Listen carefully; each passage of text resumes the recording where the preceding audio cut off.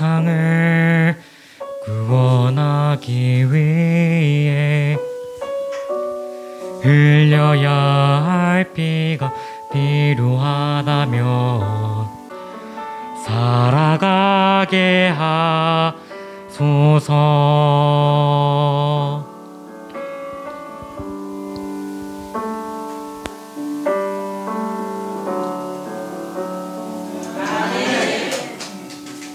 오늘은 예수님의 비유 19번째 시간으로 초콜릿 푸딩 위에 집 짓기라는 제목으로 말씀을 함께 나누도록 하겠습니다.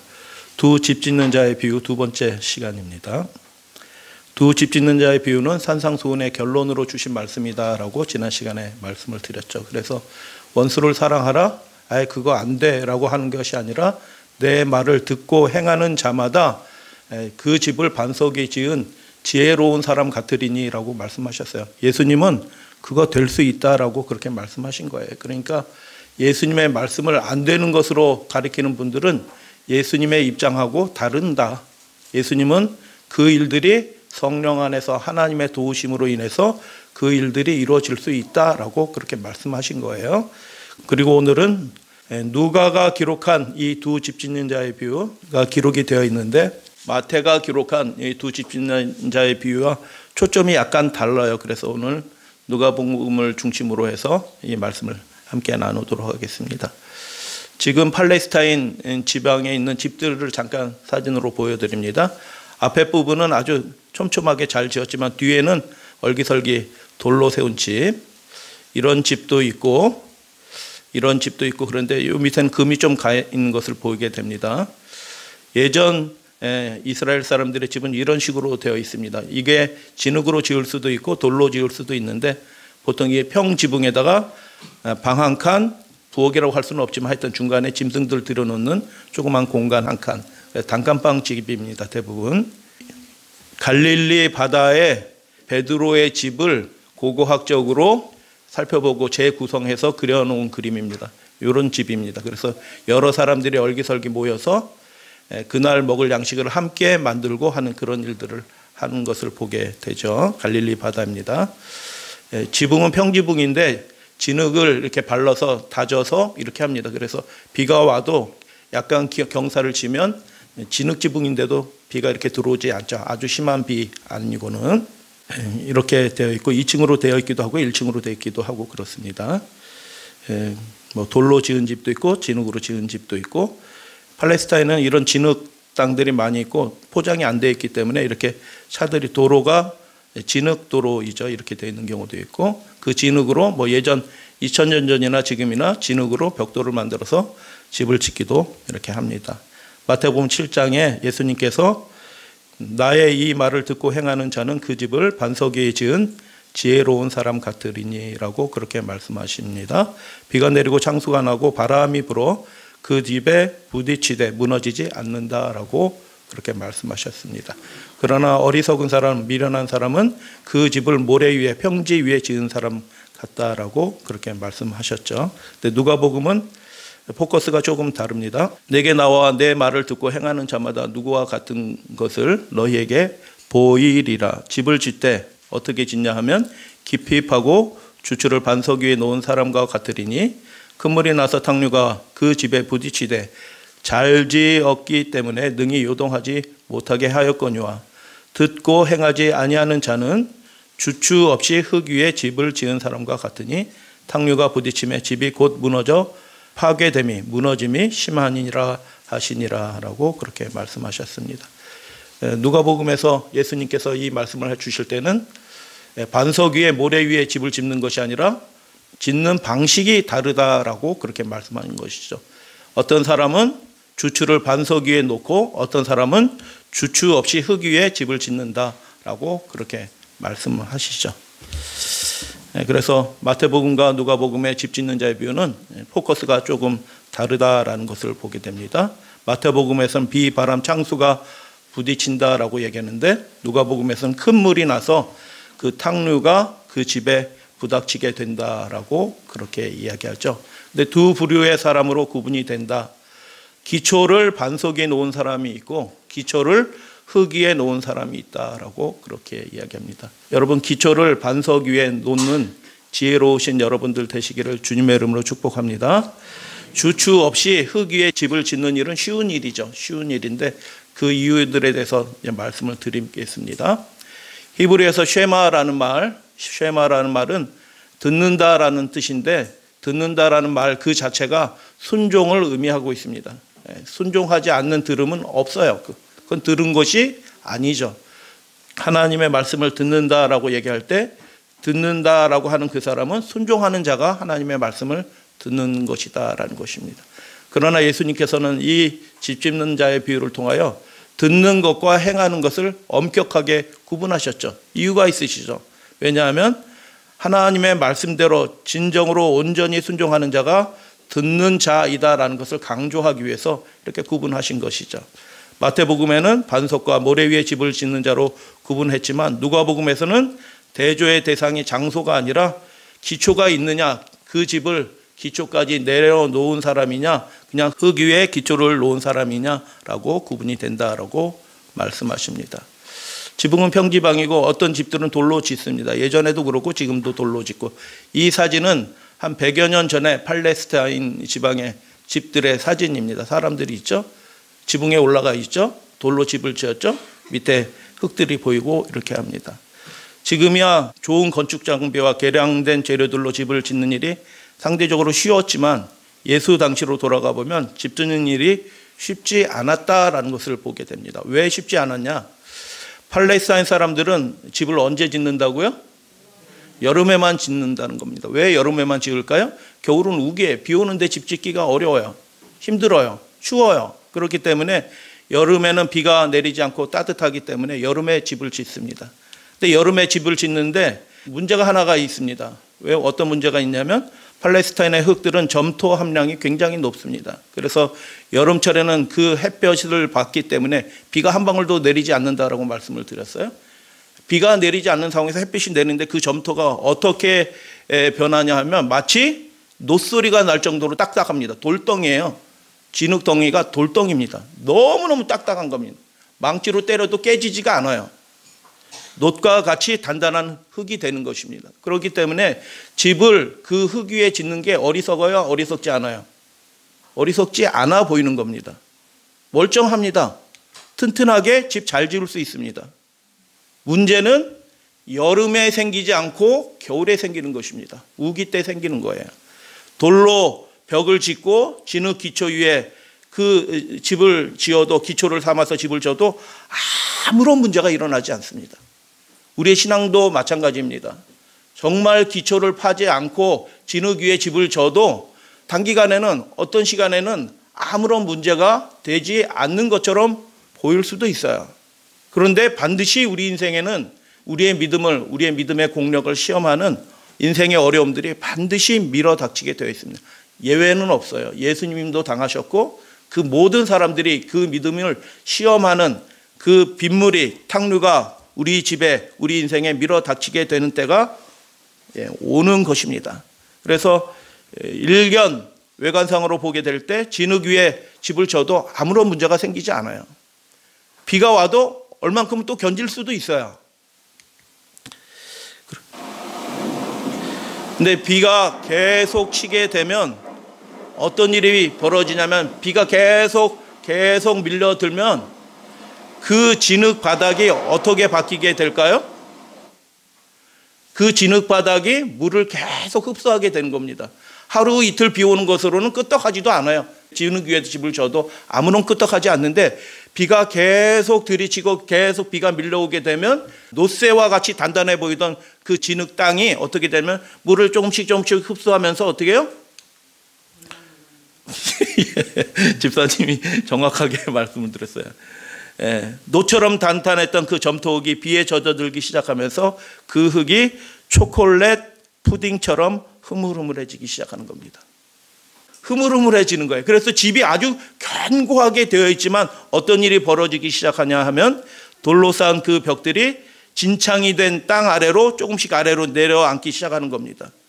돌들을 붙여놨는데 붙여놨던 돌들이 떨어지면서 아래로 이렇게 내려앉기 시작하고, 돌들이 이게 밖으로 붉어지기 시작하고 안으로 들어오기도 하고 하면서 아래로 처지기 시작하니까 석가래 지붕 이런 것들도 같이 다 무너지면서 균열이 가면서 지붕도 아래로 떨어지면서 집 전체가 무너지게 되는 일들이 벌어지게 되는 것이죠. 실제로 예루살렘 외곽에 있었던 아파트가 1990, 지금으로부터 한 20년 전에 무너졌어요. 아파트가 현대 공법으로 지은 아파트가 무너졌는데 사람들이 우르르르 해가지고 뭐 지진 나는 줄 알고 딱딱 소리가 나면서 깜짝 놀라서 사람들이 대피해서 나와서 봤더니 지진 난 게 아니고 어떻게 된 거예요? 그 기초가 충분히 바위 있는 데까지 내려놓지 않고 그냥 이 정도면 됐어라고 관습적으로 졌는데 아파트가 무너진 것입니다. 누가복음의 이 말씀은 예수는 집을 짓되 깊이 파고 주추를 어디에 놓아야 된다고요? 반석 위에 놓은 사람만 탕류가 집에 부닥칠 때 그 가정이 안전하게 된다라고 말씀하신 것입니다. 비는 반드시 옵니다. 언제 올지는 우리는 몰라요. 그러나 반드시 옵니다. 근데 그 비가 오고 인생의 위기가 닥칠 때 그때에는 해결 방법이 없을 수도 있어요. 그러니까 미리미리 올바른 믿음의 집을 지으셔야 되는 것이죠. 그 벽을 아무리 튼튼하게 지었다고 할지라도 그 집이 부자라서 그 벽을 돌로 졌어요. 진흙이 아니고 돌로 졌다고 할지라도 그 벽의 힘이 그 지붕의 무게가 벽을 타서 그 기초로 반석으로 전달되어야지 집이 안전하는데 그 흙 위에 지었을 때는 아무런 문제가 없었는데 비가 계속 내리면 그 흙이 뭐가 된다고요?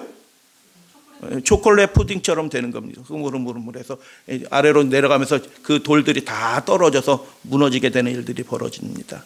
그 어떤 사람도 초콜릿 푸딩과 같은 땅에 집을 짓지는 않을 거예요. 근데 집을 지을 때 외관상 비가 오기 전에는 그 흙이 뭐처럼 보여요? 아니 멀쩡하네. 여기다 집 지어도 되겠네. 라고 생각하게 할 만큼 아무런 문제가 없는 땅이다라는 것입니다. 외관상으로는. 예수는 이 말씀을 통해서 무너지지 않는 집을 짓는 대원칙, 가장 중요한 원칙을 우리에게 말씀하셨죠. 무엇입니까? 주추를 반석 위에 놓아야 된다는 것입니다. 상식이라고 생각할 수도 있는데 집을 지을 때 너무 그 일이 힘드니까 어떻게 해요? 이게 멀쩡한데 여기 저도 괜찮아. 안 무너져. 이렇게 하면서 지을 수도 있다라는 것입니다. 믿음의 집들이. 근데 반석이 어디 있는지 알아요? 몰라요? 모르는 겁니다. 파봐야 알아요. 근데 30cm를 파서 반석이 나오기도 해요. 표토가 얇아가지고 한 30cm만 봐도 돌 지대가 나올 수도 있고 어떤 지대는 어떻게 해요? 흙이 많이 맡겨져 있어서 한 3m를 팔 수도 있어요. 그런데 원칙은 뭐예요? 30cm를 파든 3m를 파든 반드시 그 벽의 힘이 기초로 내려갈 수 있도록 연결되도록 집을 져야 된다라는 것입니다. 여름철에 상상을 해보시기 바랍니다. 여름철에 노처럼 그 단단한 땅을 파는 일들은 쉬울까요? 어려울까요? 굉장히 고된 일이죠. 그래서 예수님의 말씀을 듣고 행하는 일이 쉬워요? 저절로 돼요? 쉽지 않다는 말씀이에요.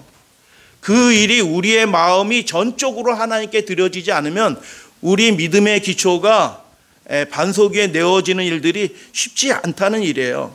노처럼 단단한 땅을 파는 그 일들이 30cm 파서 나오면 다행일 텐데 어떤 경우에는 3m를 파야 되니까 그 노처럼 단단한 땅을 그 쉽지 않은 일이라는 것입니다.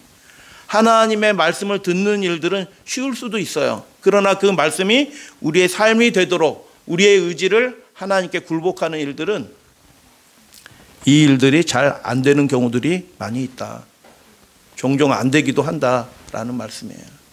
그래서 예수님이 이 말씀을 우리에게 주신 이유는 너희들은 결코 무너지지 않는 그런 집을 짓게 되기를 예수님은 바라신다라고 그렇게 말씀하신 것입니다.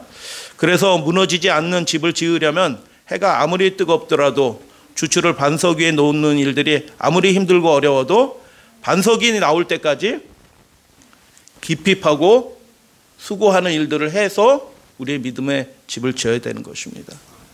그래서 여러분 믿음 생활을 쉽게 헐렁헐렁하게 하시는 분들은 그게 지혜로운 것이 아니고 아무런 차이가 없는 것처럼 보여요. 평안할 때는 그 믿음이나 철저하게 예수 말씀에 순종하면서 굴복하면서 살아가는 그 사람이나 아무런 차이가 없는 것처럼 보여요. 그러나 결정적인 차이가 반드시 위기가 하나님 앞에서 닥쳐오게 된다. 하나님은 허락하셔요. 그래서 조금 어렵더라도 믿음 생활을 예수님의 말씀을 잘 들으시고 순종하면서 그 말씀에 따라 우리 가정이 이루어지기를 소원하면서 기도하시는 여러분들 되시기를 당부드립니다. 동일한 시험을 받았는데 어떤 집은 사람이 살 수 없는 집이 되었어요. 사람이 살 수 없는 집이 된 것입니다. 무너짐이 심하니라라고 주님께서 그렇게 말씀하셨어요. 아무도 못 살게 되는 것이죠. 왜 그렇게 되었습니까? 그 믿음의 대원칙을 무시하고 눈에 보이는 대로 판단했기 때문인 것입니다. 예수님의 말씀을 듣고 그 말씀에 따라해야 되는데 뭐 그렇게까지 해야 돼 라고 안일하게 판단하고 그냥 세상 사람들이 또는 주변 사람들이 하는 대로 눈에 보이는 대로 판단하고 행동했기 때문에 그런 일이 벌어진 것입니다. 믿음의 대원칙이 무엇이라고 말씀하셨습니까? 예수님이 이 비유의 말씀을 내 말을 듣고 행하는 자의 모습이 어떤 모습인지 내가 보여주리라 라고 하면서 이 집의 비유를 말씀하신 거죠. 그래서 예수님의 말씀을 잘 들으시는 여러분들 되시길 바랍니다. 예수님의 말씀을 들으셔야 되고 그 말씀이 우리의 삶이 되도록 우리가 선택하는 거예요. 선택하는 일이 힘듭니다. 자기 기질대로 자기 기분대로 형편권 상황에 따라서 살아가는 일들은 쉬워요. 그러나 하나님의 말씀을 듣고 그 말씀을 우리의 형편과 상관없이 자기 기분과 상관없이 순종하면서 하나님 앞에 굴복하는 일들은 그 노덩이가 된 그 진흙 땅을 파내는 것처럼 쉽지 않은 일이다. 그러나 그렇게 하는 일에 반드시 보람이 있을 것이다. 복이 주어질 것이다 라고 주님께서 그렇게 말씀하신 것입니다. 우리 사랑하는 우리 믿음의 가족들은 예수님의 말씀을 그렇게 잘 들으시고 온전히 행하시는 여러분들 되어주시기를 주님의 이름으로 축복합니다. 그래서 이 비유의 말씀은 두 부분으로 완전히 구분이 되는데요. 듣고 행하는 자가 있고요. 듣고 행하지 않는 사람이 있어요. 뭐 그렇게까지 해야 돼 라고 하면서 그렇게 하는 사람은 진흙 위에 뭐 안 무너져 괜찮아. 지금까지 잘 살아왔어. 그렇게까지 안 믿어도 돼 라고 하는 사람들이 있다라는 것입니다. 그런데 예수님이 이 말씀을 어떻게 주셨습니까? 너희는 어찌하여 나를 주여 주여 하면서 내가 너희에게 말한 것은 행하지 않는가라는 말씀으로 이 비유를 주셨습니다. 예수님, 이 두 사람 다 예수님을 주로 믿는 사람이에요.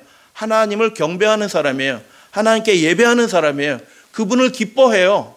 하나님의 구원의 은총을 경험했는지도 몰라요.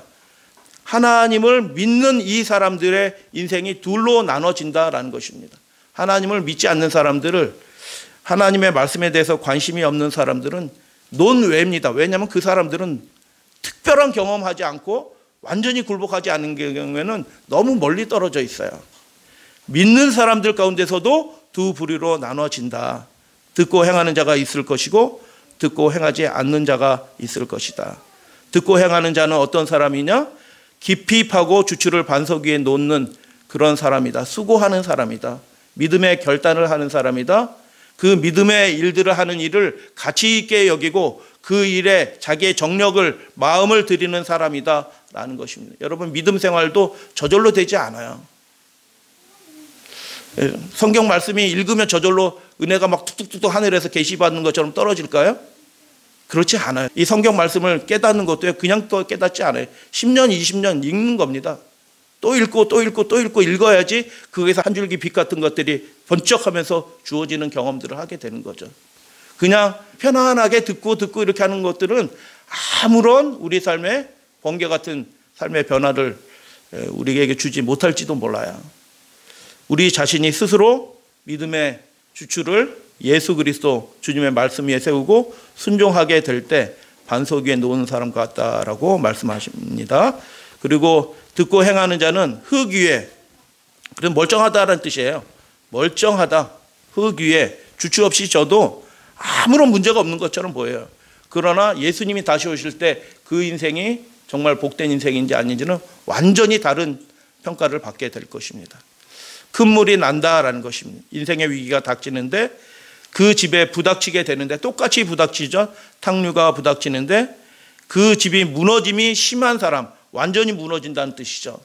그 믿음의 집이 멀쩡해 보여서 돌로 잘 지어서 멀쩡해 보였는데 그 믿음의 집이 완전히 무너지는 사람도 있고, 어떤 사람의 집은 진흙 섞어가지고 풀떼기 섞어가지고 지은 흙벽돌로 지은 집처럼 보이는데 그 집은 잘 지은 집이라. 왜요? 그 기초가 어디에 박혀 있어요? 반석 위에 놓여져 있기 때문에 그 탕류가, 그 인생의 위기가 집을 흔들기에, 요동하기에 충분하지 않았다라고 주님께서 그렇게 말씀하시는 것입니다. 어떤 사람도 초콜릿 푸딩과 같은 땅 위에 집을 짓는 사람은 없을 거예요. 그러나 영적으로 보게 될 때 그 일들이 실제로는 있는 거예요. 굉장히 많은 사람들이 초콜릿 푸딩 위에 집을 짓고 있어요. 믿음의 집을 짓고 있어요. 무너집니다. 그 믿음을 가지고는 구원을 경험하지도 못하고 하나님을 알지도 못해요. 그래서 예수님이 이 말씀을 주신 이유는 무엇이냐면 너희가 하나님 안에서 복된 사람이 되어야 된다. 구원을 경험하는 사람이 되어야 된다. 하나님이 살아계심을 너희들이 경험해서 알지어다라고 이 말씀을 주신 거예요. 그러나 예수는 주여 주여 하면서 예수님이 말하신 것에 대하여 유념치 않고 행하지 않는 사람은 초콜릿 푸딩 위에 집을 지은 사람과 같이 그렇게 될 것이다 라고 그렇게 말씀하시는 거죠. 나의 말하는 것을 행치 아니하느냐? 자기 의견에 따라서 행하는 일은 쉬워요, 어려워요? 평생 그렇게 살아왔는데 그게 어려울 게 뭐 있어요? 제가 50평생 그렇게 살아왔는데 내 생각대로 살아가는 게 얼마나 편해. 자동이에요, 자동으로. 근데 그렇게 사는 일을 가지고는 그 집이 무너질 수밖에 없게 된다. 들어야 된다. 첫 번째, 하나님의 말씀을, 내 생각과 다른 예수님의 말씀을 들어야 된다. 하나님의 뜻이 무엇인지 듣고 깨닫는 일들이 우리 가운데 있어야 된다라는 것입니다. 누가복음 6장 47절 다 같이 한번 봉독합니다. 내게 나와, 시작. 내게 나와 내 말을 듣고 그것을 행하는 자마다 그가 무엇과 같은지를 너희에게 보여주리라. 예수님께 나아온 사람이에요. 예수님이 싫은 사람이 아니고 예수님이 좋은 사람이에요. 근데 예수님께 나와서 예수님의 말씀을 들어요. 근데 행하지 않으면 그것이 아무런 유익이 없다. 행하는 사람은 결코 그 집이 무너지지 않을 것이다 라고 예수님이 말씀해 주시는 것이죠. 마가복음 7장 말씀 다 같이 읽습니다. 너희는, 시작. 너희는 다 내 말을 듣고 깨달으라. 강조점은 내 말을 들으라는 것입니다. 목사가 해석해 준 말이 아니고 누가 전해 준 말이 아니고 직접 하나님께서 우리에게 들려주시는 그 말씀 그 자체를 올바로 깨닫고 올바로 분별해서 들어서 하나님의 음성을, 예수님의 음성을, 진짜 그 음성을 들어라. 포장해서 자꾸 더하거나 빼고 한 목사의 음성이 아니로 하나님이 직접 우리에게 해주시는 그 순수한 그 말씀 그 자체를 들으라라고 얘기하는 것입니다. 왜 사람들이 믿음의 발전이 없을까요? 그러나 어떤 사람은 아주 짧은 시간 내에 믿음의 발전이, 놀라운 발전들이 있을까요? 왜냐하면 그 사람들의 차이는 예수님의 음성을 말씀 그대로 듣는 사람은 완전히 변화되는 일들이 한순간에 일어나요. 변화가 안 일어나는 것 싶더니 갑작스러운 변화가 한순간에도 일어나는 것입니다. 그래서 정말 중요한 것은 무엇이냐면 예수님이 이 말씀을 통해서 정말 하시고자 하는 말씀이 무엇인지 성경을 읽으실 때, 말씀을 들으실 때 분별해서 깨달을 수 있는 우리 능력이, 그런 귀가 우리에게 필요한 것입니다. 이 일이 저절로 될까요? 제가 30년 동안 그 일을 해온 겁니다. 진짜 예수님의 말씀이 무슨 의미인가라는 것을 말씀 그대로 깨닫기 위해서 책을 수백 권을 사요. 영어 되지도 않는데 영어 책을 봐요. 어떨 땐 프랑스어도 봐요. 독일어도 봐요. 왜 그렇게 할까요? 그냥 성경 읽고 예언의 신 읽고 그냥 쭉 설교할 수 있어요. 갖다 붙여서 조합해서 30분이면 합니다. 그 설교 한 편 만드는데 공장처럼 찍어낼 수 있어요. 근데 그렇게 하지 않죠. 왜요? 정말 이 말씀을 통해서 예수님이 나에게 말씀하시는 바가, 이 시대에 말씀하시는 바가 무엇인지 알기 위해서 그 말씀, 그 한 단어, 한 의미, 한 구절이 무엇을 의미하는지 정말 정확하게 깨닫기 위해서 수고를 하는 겁니다. 여러분보다 그렇게 수고하라는 얘기는 아니에요. 하라고 해도 못합니다, 여러분. 왜요? 저는 직업으로 주신 거기 때문에 그런 시간이 주어졌기 때문에 하는 거고, 여러분은 죽었다 깨도 그렇게 못하셔요. 그러니까 어떻게 하시면 될까요? 성령께 기도하셔야 됩니다.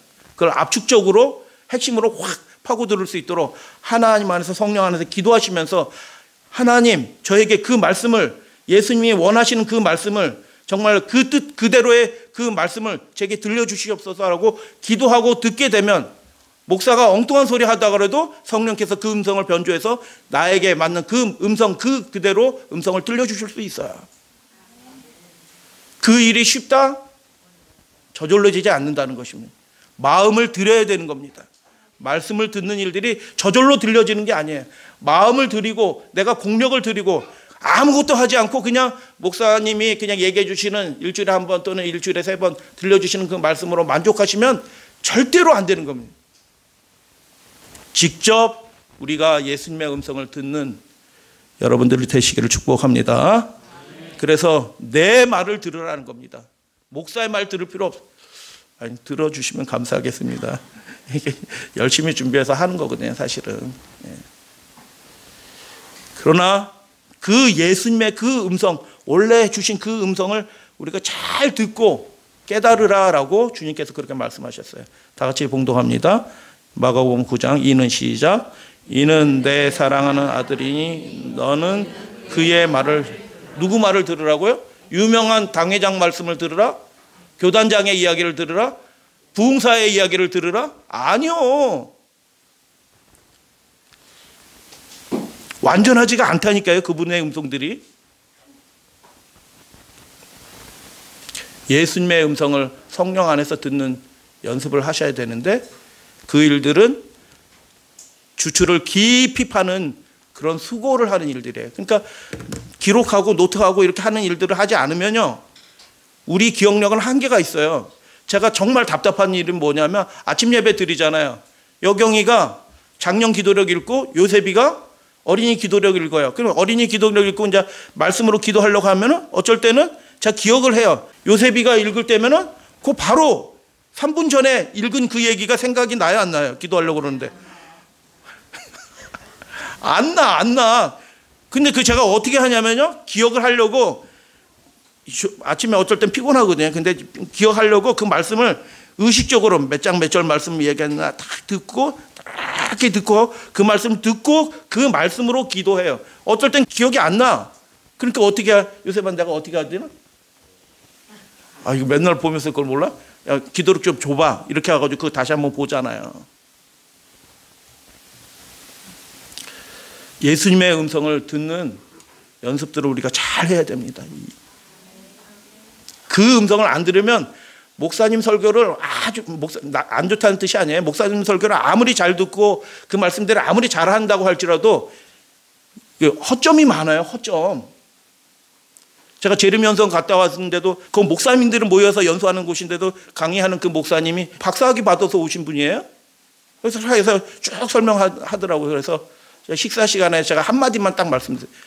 목사님 그거 잘 설명을 하셨는데 그게 아람어로는 그 단어하고 이 단어가 한 단어예요. 제가 길게도 말씀드리지 않았어요. 헬라어 막 강의하고 막 이렇게 설명을 많이 하는데 그게 한순간에 아무런 의미가 없어져요. 한 말씀 딱 드렸거든요. 그게 요 호바라는 단어인데 그게 한 단어여서 같은 의미인데 그걸 헬라어로는 다른 용어로 써가지고 그렇게 따로 막 설명하셨는데 그게 예수님은 그렇게 말씀하신 게 아니에요. 그래서요, 아무리 은혜로운 말씀이라도 아무리 좋은 말씀처럼 보여도 그걸 마음속에 가다듬고 정말 자기 성경을 펴서 예수님의 말씀이 아니 그런지 아닌지 확인하고 다음에 또 하시면 또 확인해 보시고 그래서 그렇게 정말 순수한 예수님의 말씀이 내 심령에 들려오게 되면 우리 심령이 하나님의 말씀으로 지어졌어요. 우리가 믿으시나요? 그래서 그분의 음성이 들으면 우리 심령이 반응하게 돼 있어요. 이렇게 하라 저렇게 하지 않아도 정말 그 말씀이 들어오면 우리 심령이 반응해요. 그분 앞에서 기뻐 뛰놀게 돼요. 변화가 일어나요. 회심하게 돼요. 하나님 앞에 무엇인가 드리고자 싶은 마음이 저절로 일어나요. 그래서 예수의 말씀을 들으셔야 되는 겁니다. 하나님이 말씀하시잖아요. 변화산에서 너희들이여 그의 말을 들으라. 그 일이 저절로 된다고요? 그 놋과 같은 땅을 파내는 수고를 하는 사람에게만 결국 조금씩 들려오기 시작하는 겁니다.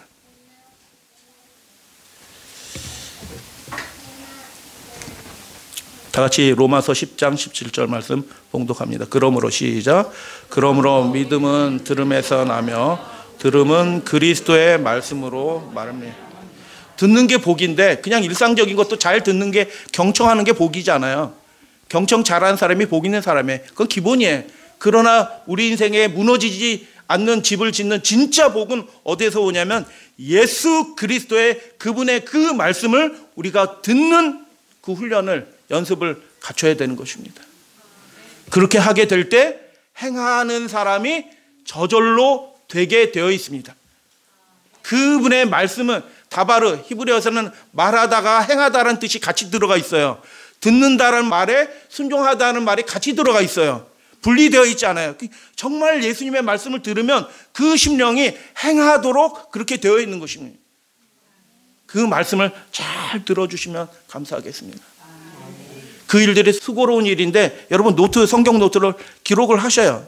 기록을 하셔가지고 여백성경을 사든 뭐든지 하든 동그라미 치시고 이렇게 하셔야지 그게 나중에 어느 순간에 번쩍 꿈속에서라도 그 하나님이 말씀하시는 오늘 여러분이 주신 말씀 가운데서 하나는 제가 새벽녘에 꿈속에서 히브리서 11장 11절 하나님이 그걸 말씀하시더라고요.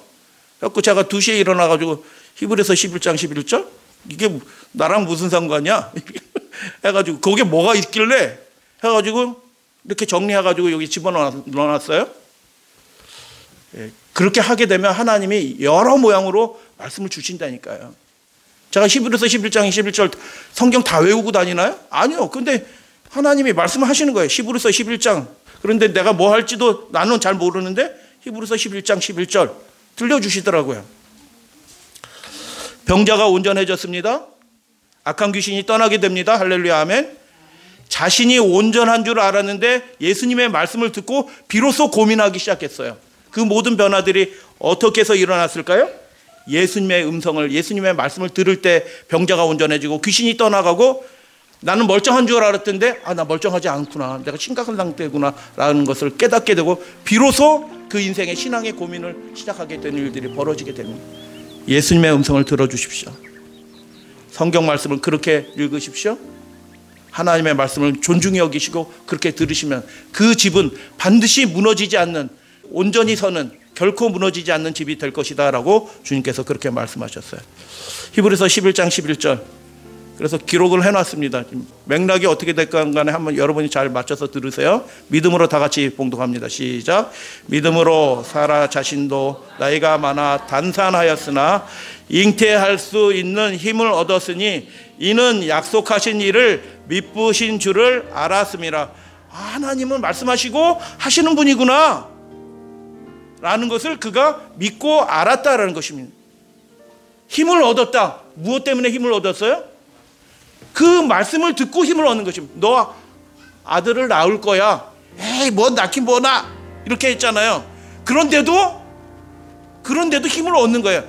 하나님이 그렇게 해주실 거야 라는 그 음성을 들으니 그 마음에 뭐가 생겨요? 믿음도 생기고 힘도 생겨나는 거예요. 그렇게 되시기를 바랍니다. 우리가 힘을 얻는 유일한 방법은 하나님이 약속하신 그 말씀을 우리가 들을 때 우리의 마음속에 힘이 생겨난다니까요. 안 되는 일이 될 것처럼 느껴진다니까요. 그리고 하나님이 해주시는 그 놀라운 구원들을 경험하게 되는 것입니다. 가장 시급하고 중요한 일이 무엇일까요? 우리 시대, 지금 우리가 살아가는 이 시대 가장 시급하고 중요한 일이 무엇일까? 죽은 자들이 왜 죽어 있을까요? 하나님의 말씀을 못 들으니까 죽어 있는 겁니다. 하나님의 말씀이 안 들리면 그 사람은 죽어 있어요. 하나님의 영이 그 속에 안 들어가 있는데 어떻게 살아 있어요? 죽은 자예요. 그러나 죽은 자들일지라도 하나님의 아들의 누구의? 예수님의 음성에, 이 목사의 음성이 아니고 어떤 부흥사의 음성이 아니고 그냥 잘 알지도 못하고 자기가 은혜 받은 대로 설교하는 그런 사람들의 음성이 아니고 예수님의 하나님의 아들의 음성을 여러분 직접 들으시는 여러분들 되시기를 축복합니다. 그렇게 듣게 될 때 듣는 자는 누구든지 다 살아나게 될 것이다. 이스라엘 골짜기에 그 마른 뼈들이 다 살아나는 것처럼 그 인생에 탕류가 부닥쳐서 인생의 위기가 닥칠 것처럼 보이고 다 무너질 것처럼 보일지라도 그 말씀을 들은 사람은, 그 말씀을 듣고 행하는 자들은 결코 무너지지 않을 것이다 라고 주님께서 약속해 주셨습니다. 왜냐? 이는 그 집이 잘 지어졌기 때문이다 라고 주님께서 그렇게 말씀하셨습니다. 우리 사랑하시는 믿음의 가족들은 그렇게 예수님의 음성을 들으시고 결코 무너지지 않는 그런 복된 집을 지으시는 모든 믿음의 가족들 되시기를 축복하면서 말씀을 마칩니다.